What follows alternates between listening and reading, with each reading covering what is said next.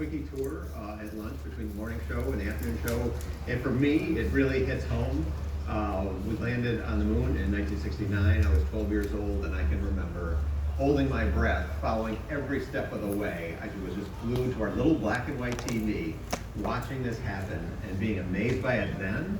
And now that I've grown up and I understand technology and how it is to put together complicated machinery and have it work all the time, I'm even more blown away by what has happened. And being able to walk around and see the actual hardware that did that is just incredible. So it couldn't be a better place to host the reveal of our convertible.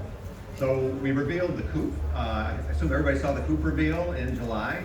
And it's been a kind of a rocking roller coaster since then. A lot of us on the team have been doing road shows, going to big Corvette events all around the country, supporting the race team at race events. Everybody's curious about the car. Everywhere you go with the car, it turns into a party. You can be at a gas station, you pull up, and the person at the next pump will come and start talking to you. Then another person walks up, somebody takes a picture to a friend, and they say, hold them there, keep them there, until I can get there. Everybody wants to see the car, and everywhere we go, it's being photographed.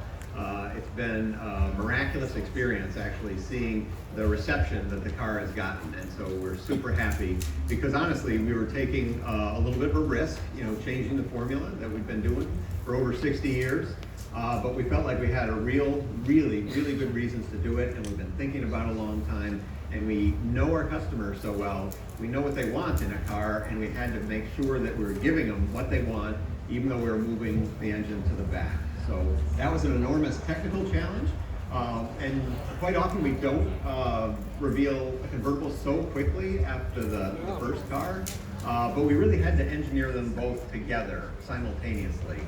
We had to keep the team focused always on the challenges around the convertible because in ways it's more complicated. So when you don't have a roof at all, you have to make sure that the body structure will stand up to everything. You can get all the same performance equipment on this car as you can on the coupe. So if you want a Z51, track-oriented package, the structure has to be stout enough to support that.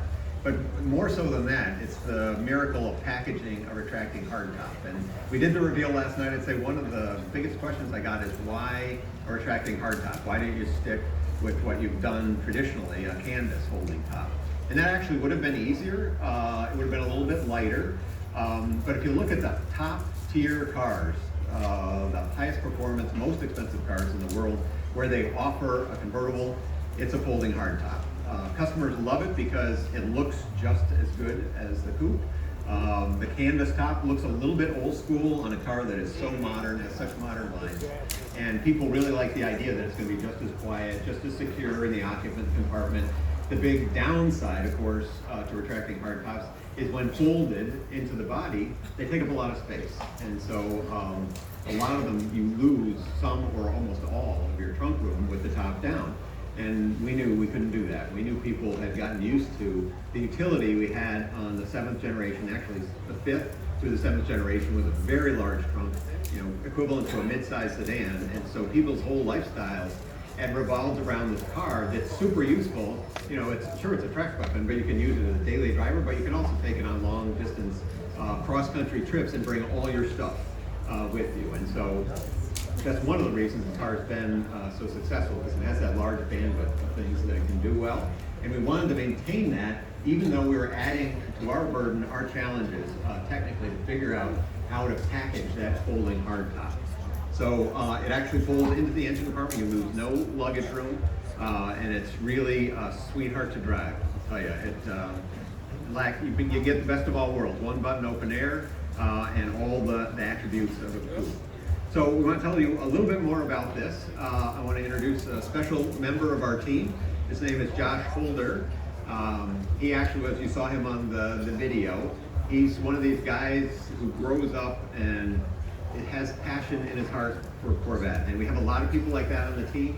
I'm lucky enough to stand in the spotlight a lot of the time, but it takes a huge team to do a car like this, and people all around the world.